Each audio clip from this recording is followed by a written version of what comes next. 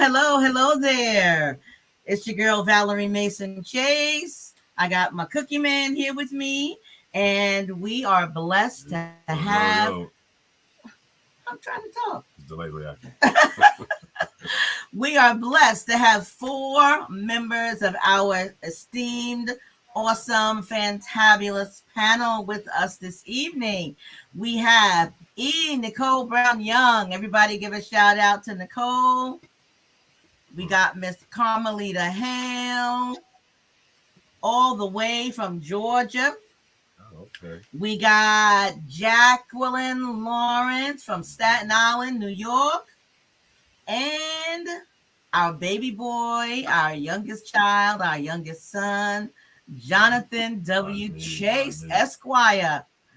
Everybody give a shout out. And anyone, if you're there, who's ever on, like and subscribe, and share. I always forget to say that, but you guys know what to do. But in case you don't, I'm giving you a reminder. Like, share, and subscribe. So anyway, what we're going to talk about tonight, baby? What are we talking about tonight? What is love? What is love? Absolutely. What love got to do with it? What's love got to do with it? Absolutely right. Because, love is a word that I believe is kind of just bandied about at random and used in all different kinds of ways. Hey, Trish Maury. That's my sister. I was visiting down in Tampa last weekend. I was in her home when for the broadcast last week. Thanks for tuning in, Trish Maury. So that's what I wanted to talk about tonight. What is love? What does it mean? Because some people say I love you the same way I might say I love Pringles potato chips. So what does that mean? So I want to ask each one of you. How do you define love? And any of you can answer that question. How do you define love? Stop picking in your ear. Oh, sorry. We're on camera, baby. I'm going to have to call on somebody. Okay, so Jackie, I'm going to start with you. How do you define love? Well, that's it. She's on mute. Okay, of course you're going to start with me. I define love, and I'm using one word. Affectionate, no, maybe more than one word. Not being ashamed, willing to put that person's needs before your own, respect, trust, and you like them. Respect, trust, and what was the last word you said? You actually like them. Oh, you actually like them. Oh, see, that's interesting because sometimes I think you can love someone but not particularly like them. So that's interesting that you define it. Don't do stuff. Woo, I told y'all he was gonna be a problem tonight, right? I already told y'all. Yeah, so that's interesting, sis. Years ago I used to think the other way, but later in life, I'm not gonna tell somebody I love them if I don't like them. If I don't like you, I'm not gonna tell you I love you. I hear that. Okay, I got you. So, Carmelita, yes. How do you define love? I define love as a deep affection and connection to another person. That's good. And I like that you use connection, because that's something that I talk about with the couples that I counsel, because sometimes you're with someone, but you don't always have that emotional connection to that individual. And that's, I think, it's a very important aspect. That's good. Thanks, Carmelita. Okay, Nick, I'm coming at you, girl. You can't hear her. I can't hear you, Nick. I can't hear you. You're not on mute. So maybe you're not muted.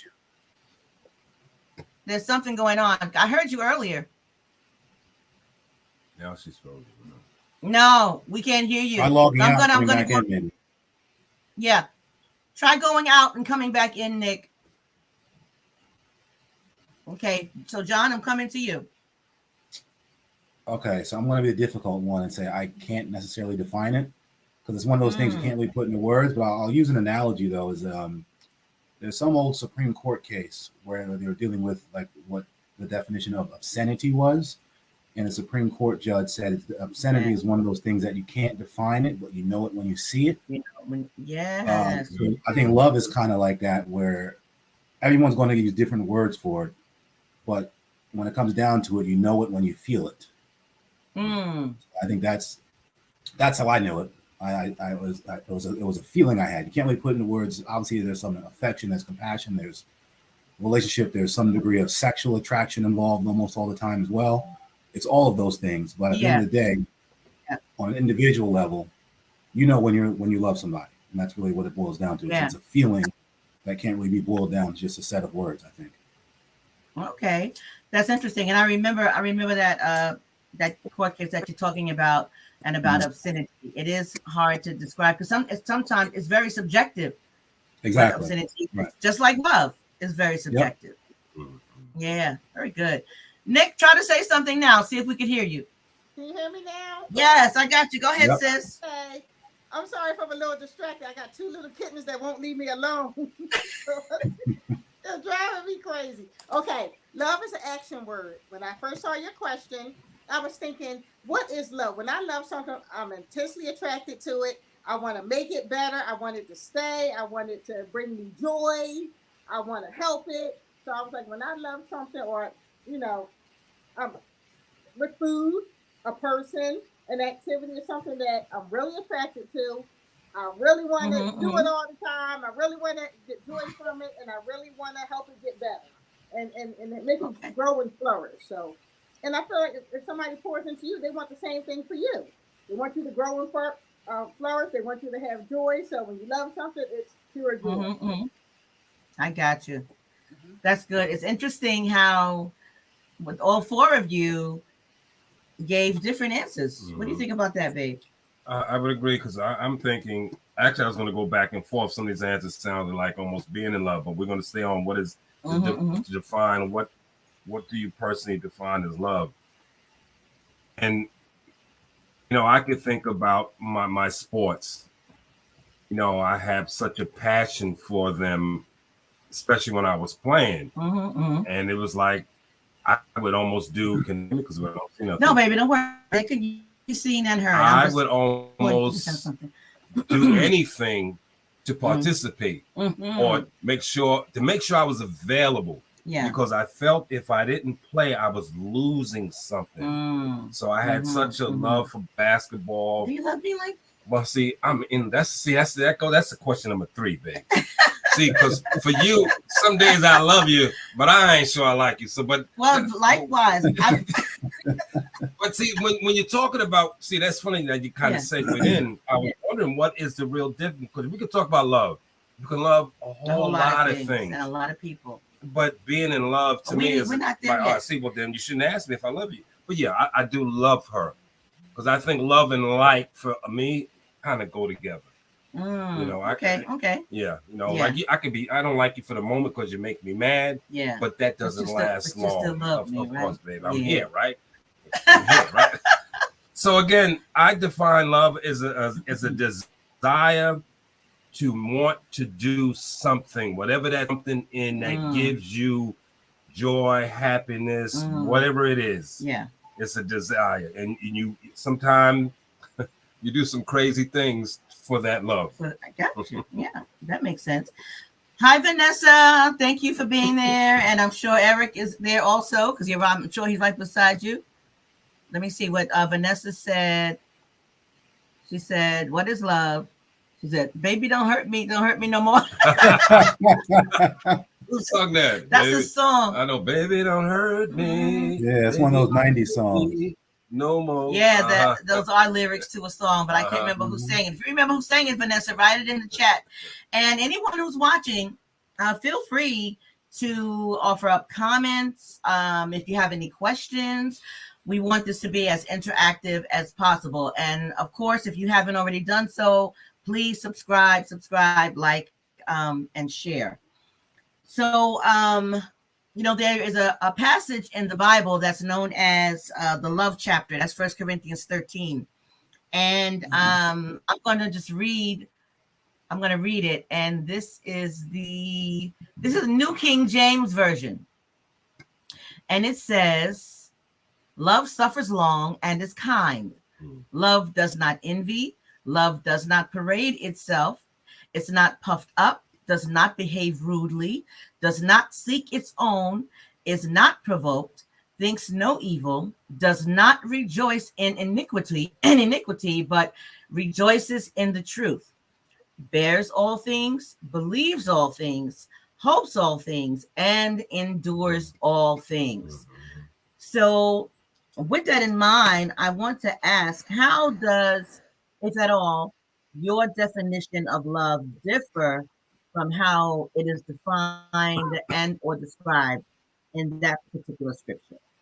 If anybody wants to tackle that question. You know what? I think that in a perfect world, that'd be exactly what love is. But people are not perfect. So when people are in love with each other or in loving relationships, we almost always fall short of what that scripture says. I have it up on my screen. It's a different version, but one part I'm looking at, it says, "It is not rude, it is not self-seeking, not easily angered, keeps no records of wrongs." We've all done that. We've all violated that sentence, you know? So, I mean, if we are perfect creatures, we'd adhere to that, and the Bible sort of gives you this image of what you should strive to be. So I'm sure we all, to some ways, whether consciously or unconsciously, strive to treat our loved ones in accordance with that scripture, but I don't think it's possible for us as humans to do it. So yeah, I don't think that's what love is, but that's what love could be. Okay. Anybody else? I totally agree. That's why I said when I saw your questions, I thought about pure joy, and that's what this is where the way it was in the garden before sin got here, pretty much. You didn't have to worry about anything. Yep. Adam and Eve ran around, and none of this stuff occurred until Satan came up in there. And I think it's pure joy the way things were supposed to be. And like John said, there's something we should strive for because that's where God wanted us to be. Right. So we can set aside, our sinful ways, which is hard because we're not perfect, and He knows we're not perfect.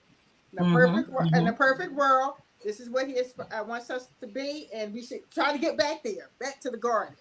So that's what makes me think, and that's what it makes me think of, and that's why I came up with the word joy when I was reading your questions, thinking how I would answer. And I'm like, you're building each other up, you're edifying each other up, you're enjoying your surroundings. It's attraction to all that's good in your life, in your surroundings. Yeah. So that's how I feel when I read the scripture. Okay, good. Anybody have a response? Anybody else have a response to that?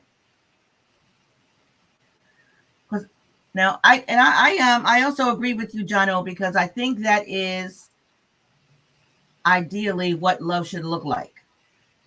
What love should look like, and it should be a goal. But at the same time, at least from my perspective, and based on what I believe, I don't think that God ever asks anything of us that we are not capable of doing. Now, whether or not we do it is another story.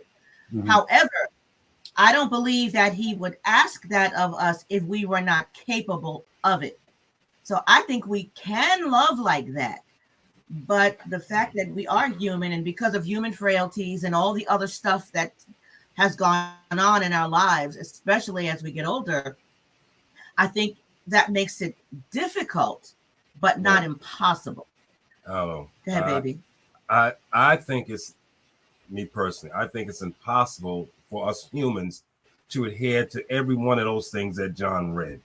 There's always something in a relationship that rubs you the wrong way. I'm thinking in my mind, if we were completely like that, I wouldn't know what it is to feel the joy of having an argument or disagreement and coming back because we apologize to each other. There's some joy in that. Yeah, but here's the thing. But part of it says that it does not,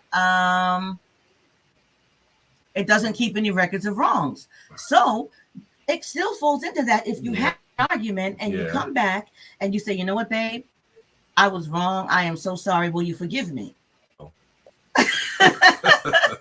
As opposed to holding on to that anger. See, that's the opposite of that.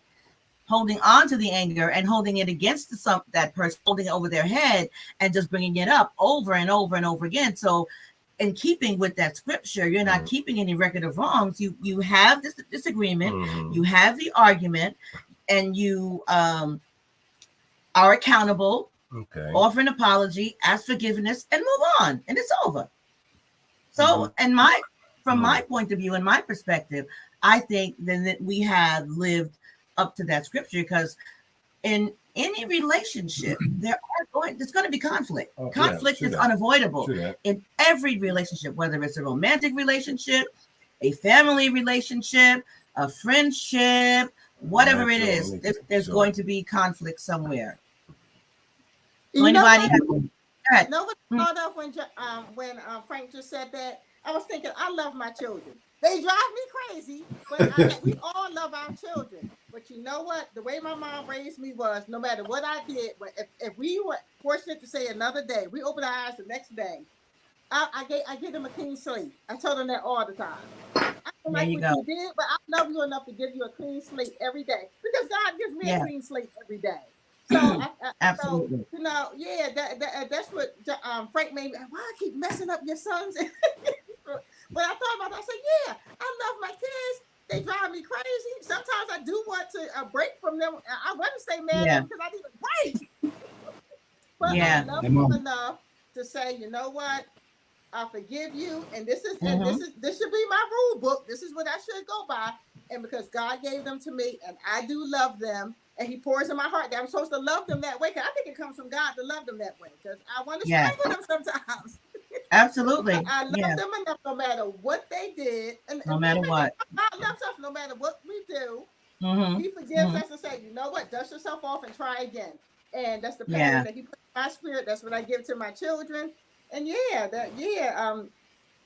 not perfect. I know that. So I have to give them that slate every day because of love. That's why I do that. Yeah. So it took me like 40-something years to get there, but that's what Frank's statement made me think of. Yeah, so I do got a little bit of love in here. I'm working it out in my own little way. Yeah. And you know something, Nicole? That's interesting, because I think that a parent, especially a mother's love for her child, is the closest to unconditional love that we get. Now, we can conceive of having unconditional love for our children, but there is something in us as humans that just can't conceive of having unconditional love for a partner, for another adult. Exactly. And I'm wondering, why is that? Why? I really wonder why that is, because when you look at the dynamics of the relationships, how they start out and how they're meant to end, I always look at it as a mother and child start out like this, and over the years you're meant to grow and be completely autonomous and on your own, and each have their own lives. Where as a husband and wife, you start out like this, and then you're meant to grow and be as one. So I always wonder about our ability to have that unconditional love for our child or children, but not for our partner. Well, I think dads do it too. Dads love their children, because I have quite a few friends that lost their moms early on, and their dads, they'll take a bullet for their kids. I think it's because parents, they're part of us. We put something on our family tree, and that's our DNA, something we created together. So I've seen men have it too. I mean, I know you probably think because we carried them, but no, I know some awesome fathers that, yes, they will lay down there, especially the ones I've witnessed that lost their mother. They lost their partner. Yeah. They had a mother there. Oh yes, I think it's a parent thing that this is your DNA. This is something that's part of you, and that makes it easier to do. With a love that you can't explain. A love you can't explain. Yeah. If I might add, what is the difference between loving someone and being in love? What's the difference, Carmelita? For me, I think the biggest difference is a sexual attraction. I mean, I think I have a deep love and affection for anyone that I love, that whether it's family or friends. But the difference with someone that I'm in love with is, I want to have an intimate relationship with that person. Okay. Anybody else want to answer that question from your perspective? What's the difference between loving someone and being in love? I think I agree with what Carmelita said. I think generally you can love anybody, whether it's your friend, family member, whatever, but you're only going to be in love, I think, with somebody that you're having a sexual relationship with. You can also still just love that person but not be in love with them. But I think when you say in love, it's like a heightened level of affection that's almost going to manifest itself sexually at some point. Okay. Jackie, you unmuted. Did you want to respond? We can't hear it. Jackie, we can't hear you. Jackie, we can't hear you. Tell her to do what yeah, go out. Yeah, go out and come back in again. Go out and come back in again like Nicole did. I don't know. Oh, yes, you heard me. Okay. All right. Who else wanted to answer that? If not, I'm going to ask Cookie again because you were chomping at the bit to answer it a few minutes ago. I forgot what I was going to say there. I was thinking what doesn't make it conditional because you guys are in first marriages, right? Oh, yeah. First and only. Ain't going to be no other. I know about y'all. I'm talking about Carmelita and John. Oh, yeah. Same thing for me. First and only. It's not going to be a second. Like you guys, see, I'm divorced, and I swore I was in love with my ex-husband. Okay, well, a lot of hurt and pain. I don't think I'm in love with him. So in my case, it feels conditional. So to answer Frank's question, I'm like, you can like y'all said, you can love anybody, but I said being in love is kind of conditional. From my perspective, like I said, not for you guys because you found your one and you don't have anything else to base it on, and prayerfully you never do. Thank God, let these marriages last forever. No, I feel it's conditional. You couldn't tell me when I was married I wasn't in love with my husband. Now today, 2023, June 11th, I'm like, I'm second guessing myself. So I'm saying my answer to the question is it's kind of conditional, and I think it's because I'm divorced. If I was still married, I would be answering the same way as Mrs. Hale and Mr. Chase. Well, I feel it's conditional as well, and I'm married, so I can't say that. It's some conditions to that. Okay. Oh, so you kind of agree with me? Yes, but like I said, you couldn't tell me when my marriage was good. I love it. Look, ain't no other. Now I'm like, yeah, it's different now. I agree. Well, Jackie, I know you want to say something, but I just want to just say real quick, for those who are watching, if you haven't already done so, please subscribe to the channel, like and share. And if you have any comments, feel free to put it in the chat. If you have any questions, feel free to put in the chat. If you just want to chime in and say where you're watching from, you can do that as well. All right, go ahead, sis. Just back to the question about how we can have unconditional love for our children. Nicole touched on it. And I know the Bible talks about when a man and woman get married, that they are flesh of their flesh and bone of their bone. But in reality, our children that we give birth to, that is flesh of our flesh. And I think that's why we can have unconditional love for our children more so than, as Frankie said, another adult. Right? Because when we first give birth, we don't expect our children to disappoint us.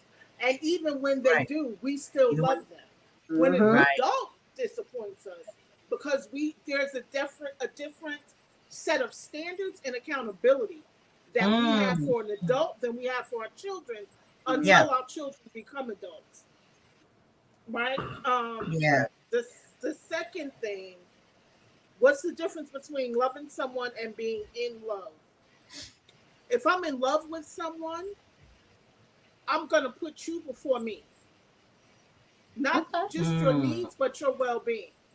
I'm going to put you before, as corny as this sounds, but in the movie, one of Tyler Perry's movies, when he says, I pray for you before I pray for me. Yeah, I remember that. Yeah. I put you first. I'm in love with you. I got it. That's good.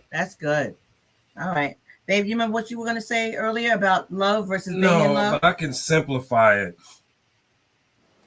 Loving someone doesn't give you that firm ability to necessarily stand in there and deal with all the stuff that happens in a relationship. I think being in love with someone, or in this case, your spouse, I'm going to look at it that way. Yeah.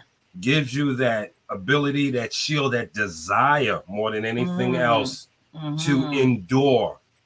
Something in our case, sometimes you have to learn to have patience. And you're more likely to put up, for lack of a better word, put up with some stuff, with some ish that you might not if you just love someone, a close friend, or even close relative or something.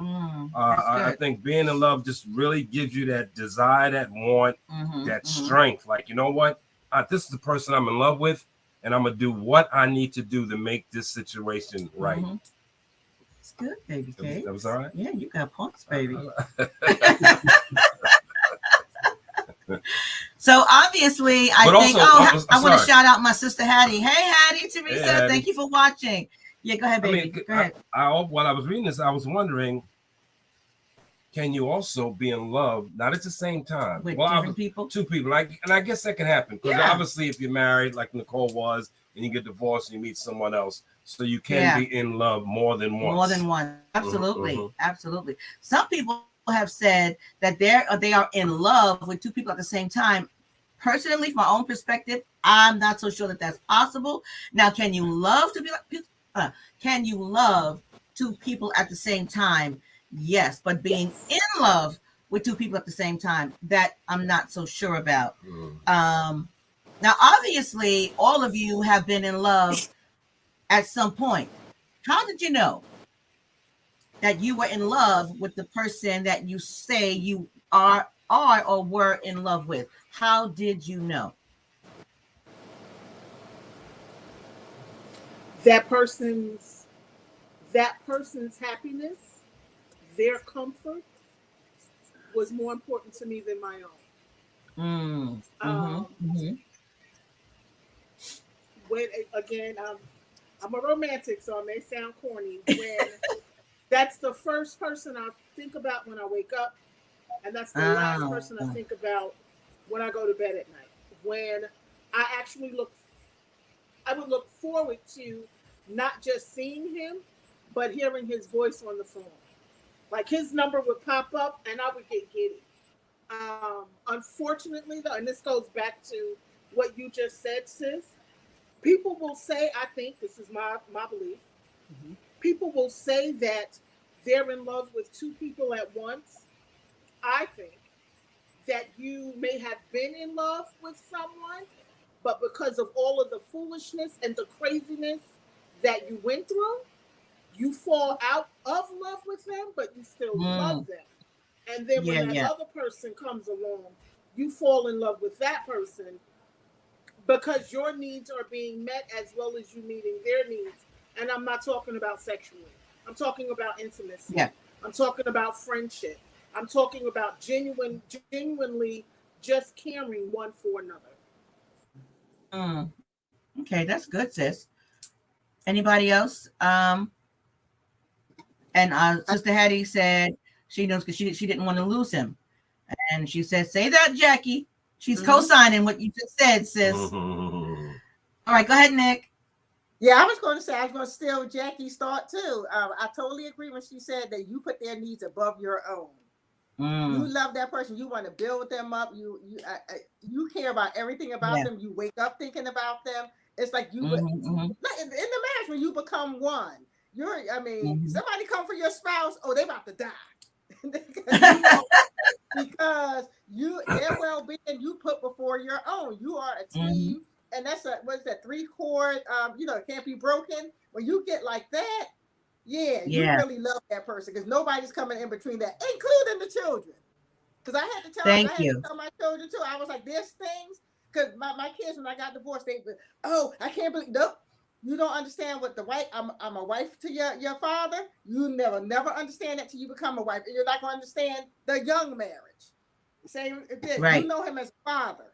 I know him as a husband. We can't mix them two, so I shut that down right away. Good. That's good. Yeah. And it's still protecting him too. He's still your father. He's still my part. We came together and made vows and all that other stuff. I'm not discussing that with you because that's none of your business. And so it's still protecting them even in my. I do that now. Yeah, it doesn't happen as often as it did when I was going through the divorce. But when you you know you love somebody where you want to go to bed just like Jesus went to the cross for us. You want to go to the cross for your love.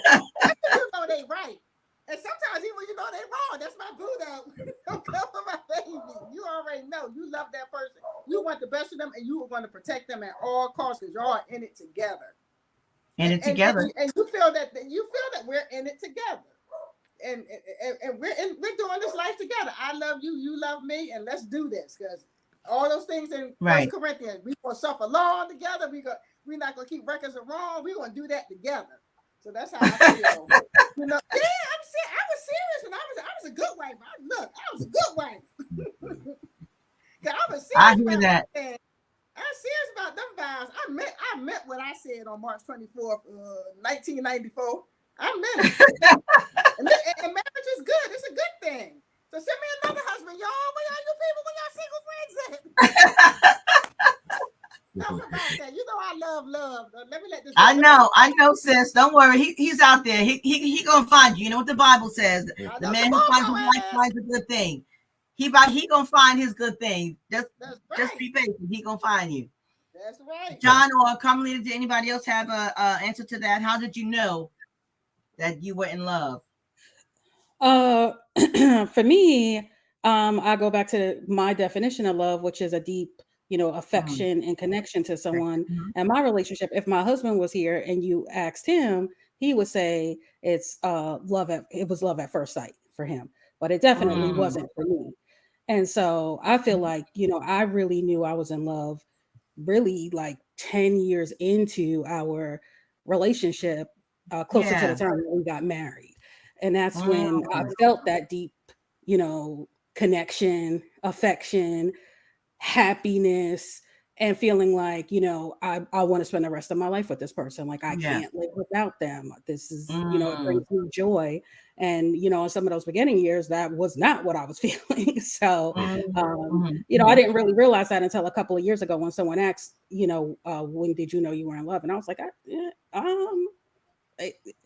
it wasn't right away. So that's how I knew. I got it. What about you, Jono? How did you know you were in love with Liz? I think there's a lag. I don't know if you could hear me.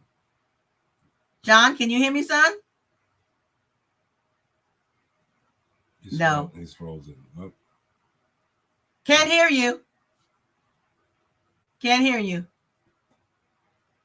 I don't know what's going on with technology tonight, but everybody's had their turn of their audio being a little jacked up. So go out and come back in. I still can't hear you, baby. Okay, he's gonna go out and come back in. Have you ever been in love, and how did you know? I'll kind of piggyback on John.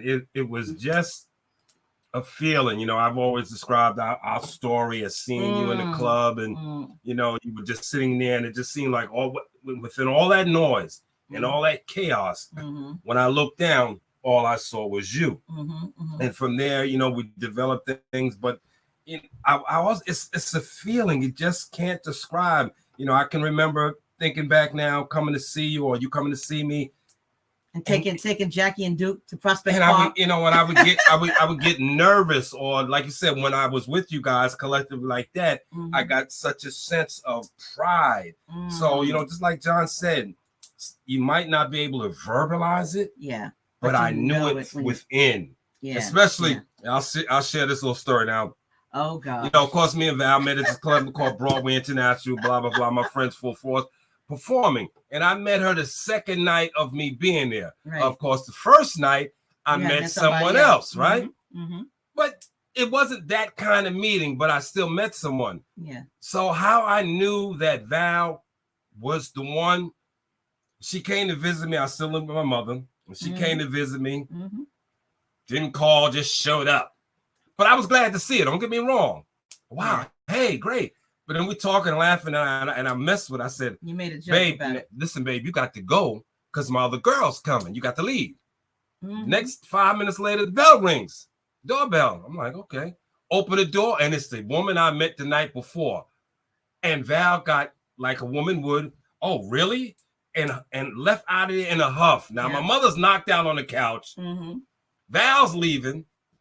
The young ladies in between the doors, I'm saying, look, you can stay here, but I got to go get this one. So I left the girl and my mother in the house while I'm going down chasing behind Val and Brooklyn. Of course, I ain't got no car, so I got to get on the bus and go catch up to her. So again, it's all about what you're feeling, and how it can kind of control you in a sense. Yeah. I got it. Hold on. I just saw something. Okay. So we were talking about this a few minutes ago, and Carlita, you actually brought it up. So what is it, babe? Oh, I'm sorry. Do you believe in love at first sight? Why or why not? You know, before I can let them go. Obviously, I explained that I do, because it happened to me. You know, as the years went on, I know that because I can explain it better. But at the moment, you might not know. You know, something's happening. Right. How do you define it? You might not be able to define it till years later. And you can say, you know what? Wow, that happened to me the first time I met him or her. Yeah, yeah. Okay. It wasn't love at first sight for me, though. I thought I thought you were wild and crazy. Me and my friend Robin sat there and talked about you like a dog because you were out there on the floor. Wow, wild as all get out. We were dying laughing that Frank was so wild. But I still gave him my number, though. Right. What I was doing was, I guess, a defense mechanism. I was so, what's the word? Spellbound in a sense. That's not the word I was thinking about. But I was doing. You were captivated. Okay, that works too. I was doing everything not to show the nervousness. So I'm in a sense like kids, young boys do. I was acting a fool. As a grown man, I was acting a fool. Yeah. But I didn't know what else to do. You know what else to do. Oh my goodness. So does anybody else? What are your thoughts on love at first sight? I would say now, as a more mature person, I do believe in love at first sight because I feel like it's, as Mr. Chase stated, a feeling. And so I feel like now when you come into someone's presence, anyone, and it not necessarily in love, but when it comes to love, you just have that connection, a vibe, you feel there's something kind of in that first presence of that person that you can feel. And I feel like now that I'm older, more mature, and more in touch with my feelings, there's sometimes I can meet someone and immediately I know that that's somebody I'm connected to in some way. Okay. Anybody else have thoughts on at first sight? I agree with Carmelita. At this stage of life, I could see it happening. When I was younger and it did happen, I was too afraid to acknowledge it. Because I was like, oh, no way. You know, like that can't happen. How do you know you love somebody as soon as you meet them? Right. But now, because, again, I'm at a stage of life where I know what I want, what I'm looking for, what I will and will not accept, I can see it happening. But I'm staying single for the rest of my life. Let's just put that on. Not if I have anything to do with it. So, John, you were trying to say something earlier. I'm sorry, baby. What was it? Before we lost your audio. You remember? Audio still lost. No, we still can't hear you, baby. I don't know what happened. We lost you. Yeah, we lost your audio. All right, moving along. Wow, babe. Yeah. So I think it's interesting because my husband, like Mr. Chase, he will say it was love at first sight. He has stuck to that for 30 years. His story has never wavered. You know, that's how he felt. But I don't know if it's possible until that happens to me one day, I guess. Yeah. Carmelita, I have never wavered. I mean, a lot of, of course, as life goes on, things happen. But that for me was genuine. Genuine. I mean, I knew it when I saw it and I felt it, and the subsequent days after, just being around. It wasn't always just me and Val and Jackie, me, Val, Jackie, and Duke, me, Val, Jackie, Duke, and a mother, something like that. And Duke was the dog. Right. But all of that was part of my love aura. Right then and there. Yeah. That's where I was supposed to be. And that's how my husband was. On our first date, he said, "I'm going to marry you." Oh, wow. Okay. Yeah, and here you are all these years later. Yep. That's interesting. Yeah, I think that it's possible when you first meet someone to have that immediate, intense, emotional connection that you may not at the time be able to say that it's love, but it eventually gets to the point where you can say, yeah, that was love. That's what I was feeling the night, the day, the afternoon, the morning, or whatever, when I met that individual. So I think it's possible to feel that connection that later can be identified as love. I don't know if it's really love in that moment, but there's something that's happening. There's a chemistry that takes place or something that goes on that leads to a further relationship. Okay, let's try this again, son. Say something. Can you hear me now? I think I fixed it. Can you hear me? Yes. I can hear you now. No? No, Yeah, yes. Okay, all right. So you're on the Yeah. love at first sight question still? Yes. Okay. Speaking from experience, I don't believe in love at first sight necessarily. Mm-hmm. I think when you first see somebody, you certainly can feel something. It's very unlikely from my experience that's going to be love. It's almost always more of a lustful feeling. Like you feel very attracted to somebody and you might ultimately end up loving that person. But in that moment, I'm not thinking about love. I'm thinking this woman is gorgeous. I wouldn't mind sleeping with her. I want to get to know her, stuff like that. But it's not love by any means. At least this is just my experience. Someone else has a different experience, so be it. I just don't think I'm the type of person that can experience love at first sight. I'm not going to love you if I don't even know you. I have to actually know who you are as a person. I have to know we're compatible. I can feel things for you, but it's not going to be love. I can guarantee you that. Okay. So that begs the question, can you experience genuine love for someone who you don't know or don't know well? You say, can you experience what? Can you experience genuine love for someone that you really don't know?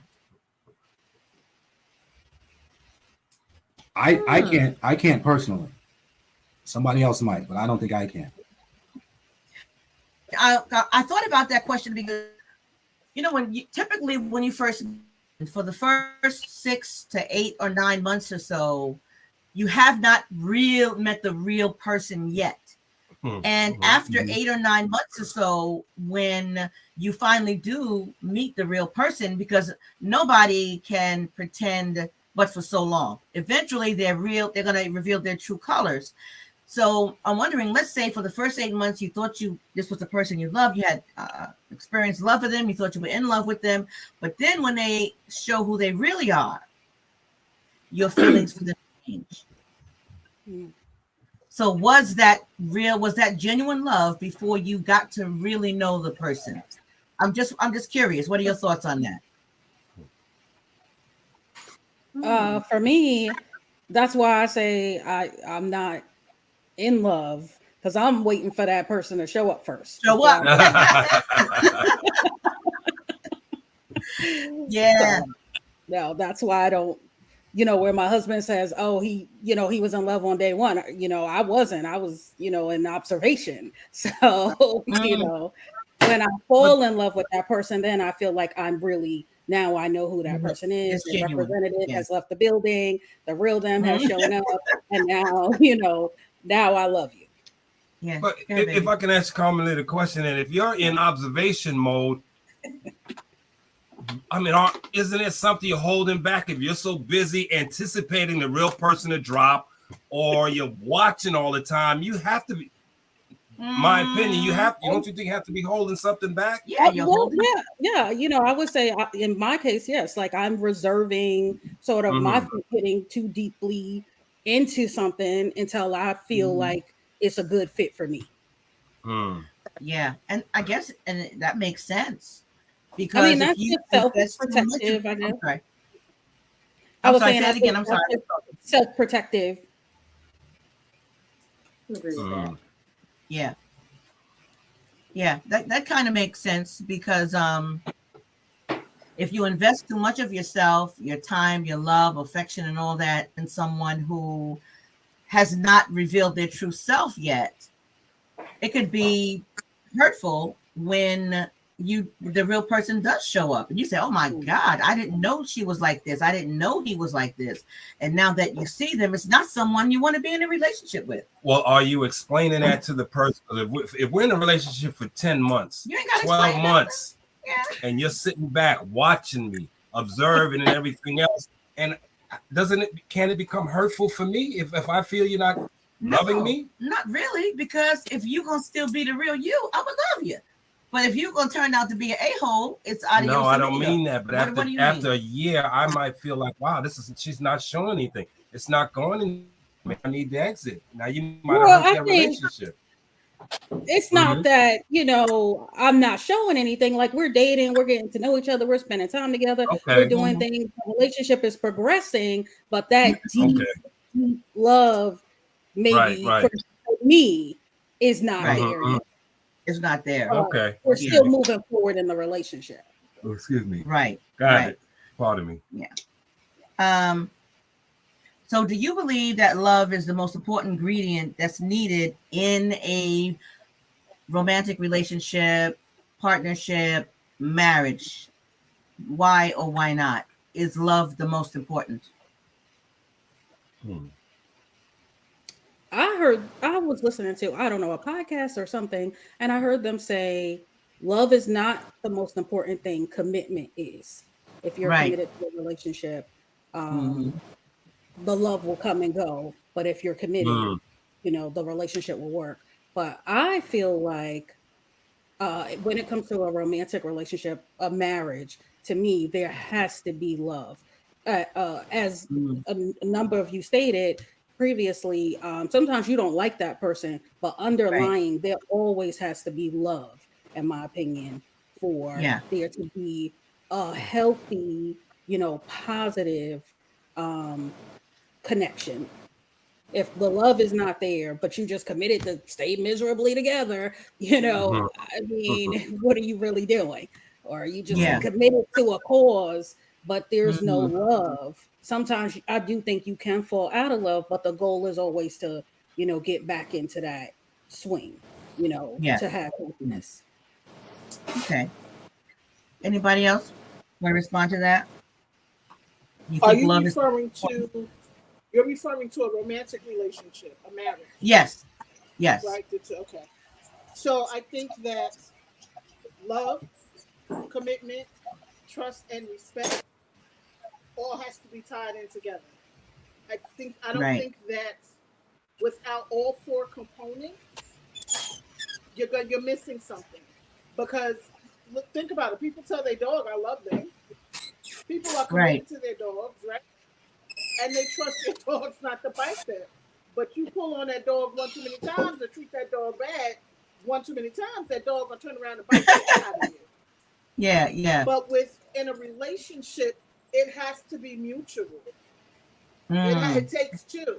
So the love, the trust, the commitment, and the respect, all four components, in my opinion, should go hand in hand. And you can't separate it. You can't separate them. Yeah. Okay. Anybody else? Do you think love is the most important in a relationship?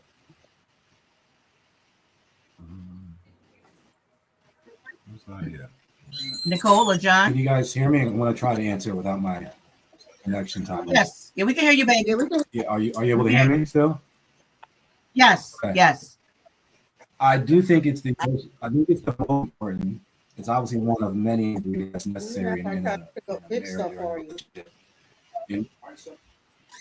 One thing you said earlier in reading that Bible passage, I think one of the lines was that love endures all.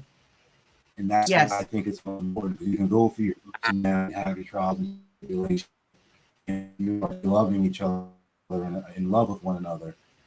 You're going to find a way to get through all that other stuff. That's why I think it's the most important, but it's clearly the only ingredient that's necessary for a committed relationship to work out. Yeah, that's good. I think your father and I can definitely attest to that. because we have definitely endured a lot in our relationship, and it's our deep love for one another that has allowed that to happen. Now, yes, absolutely, there were times, many times throughout the 42 years where he didn't like me, I didn't like him.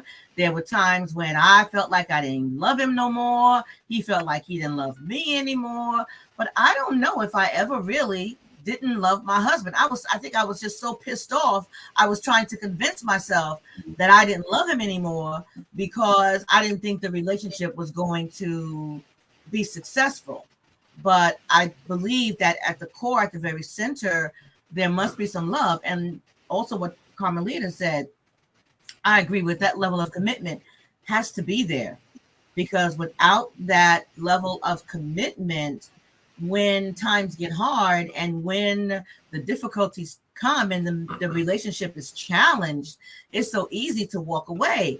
And I think that's a factor in so many relationships that end quickly, because there is not that level of commitment and not a clear understanding that that is a very, very vital component to the longevity of a relationship. So when he does something you don't like, or she does something you don't like, or you get pissed off, it's so easy to say, okay, we'll just leave, we'll just break up, we'll just get divorced, we'll just do any of those things.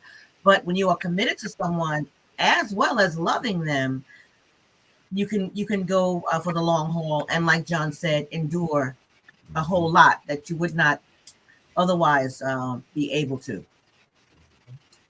So I just want to ask you all, what last words do you have on love?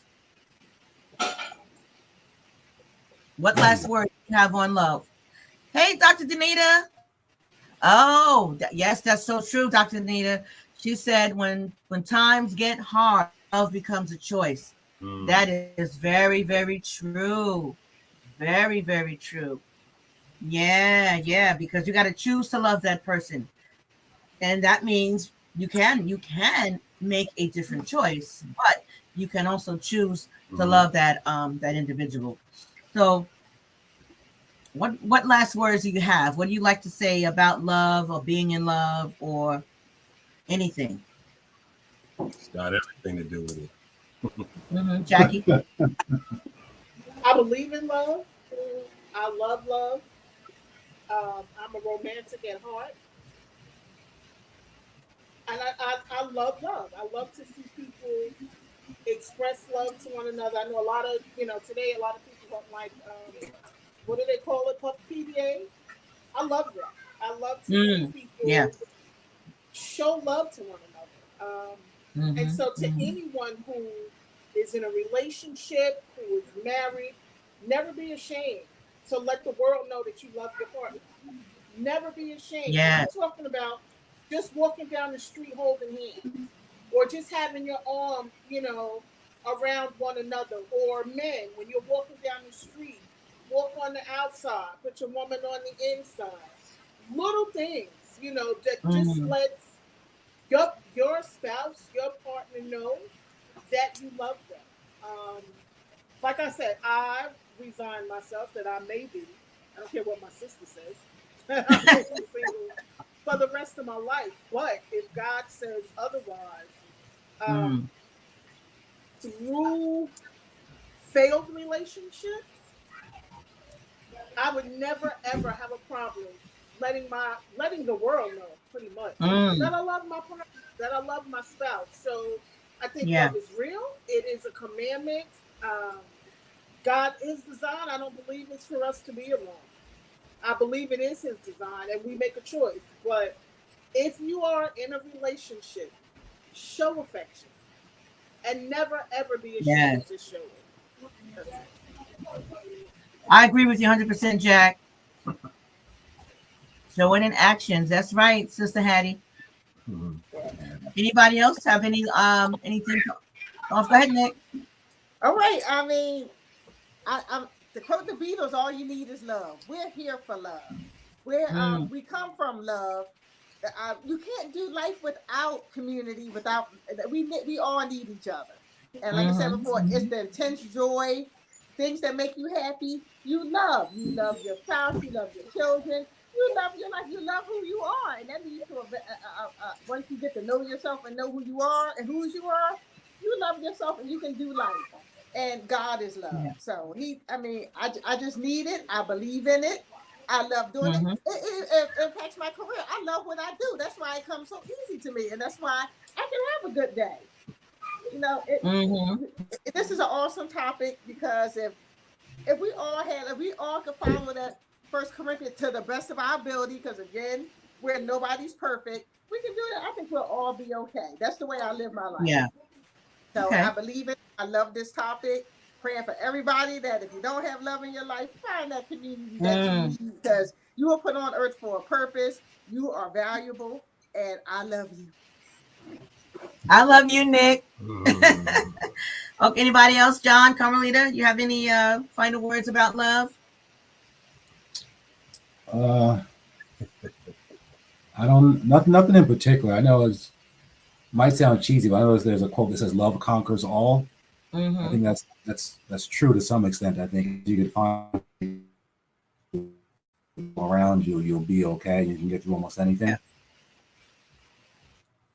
Remember that. Right. Things get tough. All right, baby. Carmelita, anything? I would say with love, when it comes to marriage and relationships, it's also work. And you have to be willing to put the work in if you want, that relationship to last. And especially in a healthy, positive way. I like to stress that.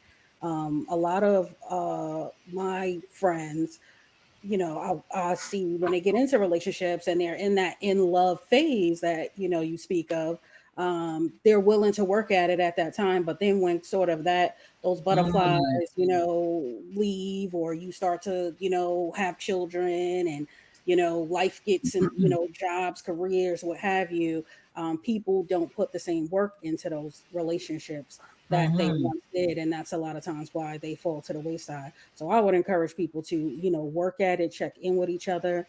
I think Brene Brown speaking about love and relationships, and she was saying that her and her husband, I never heard this before, kind of check in with each other on a daily basis when they can to see like where they're at mentally. Like I'm at 20%, right? And then that other partner is like, okay, I got 80. I can fill a gap. Or today I only got 50 and you got 50 or whatever. Or even if you can't, between the both of you get to 100, you're aware, you're cognizant that you both are running at a deficit. And so maybe you need to be mindful, take some space away, implement some self-care, talk to a loved one, and at the end of the day, when you start to see problems creeping up that you feel like you're just not able to move past, seek out help and guidance from the people around you. If you have a church community, from your pastor, and absolutely seek out therapy. Definitely. We are strong proponents of therapy. Yeah, I agree with all of you. And I especially like what Jackie said about PDA. And I am a firm believer in celebrating your spouse. I'm a firm believer in that. There are times when, post-romantic stress disorder. Yes. Be prepared when the honeymoon is over. Absolutely, Dr. Danita, because the honeymoon don't last forever. That's a phase. And, that's when all of those hormones and everything are raging and everything feels good and you're happy and you're on cloud 9. But at some point, your feet do have to touch the ground. And when reality sets in, that's where the rubber meets the road and reality takes place. But celebrate your partner. This business about, and I know couples who they're not each other's, what do you call it, friend on Facebook or connected on Instagram or whatever, and they don't say anything about their partner, so people don't even know that they have a partner. But celebrate the person that you're with. Talk about the person that you're with. Share pictures of the person that you're with. Jackie, you all right? I think Jackie laughed. Oh yeah, I'm sorry. Oh, okay. I dropped something. All right. Yeah, but celebrate the person. And what did Pat say?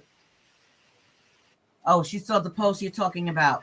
Yeah, and she thought it was awesome. So anyway, thank you all for being here tonight. Thank you for sharing and opening up and talking about love. We will be gone for several weeks, but we're back on the 9th of July, and our topic is reading is fundamental.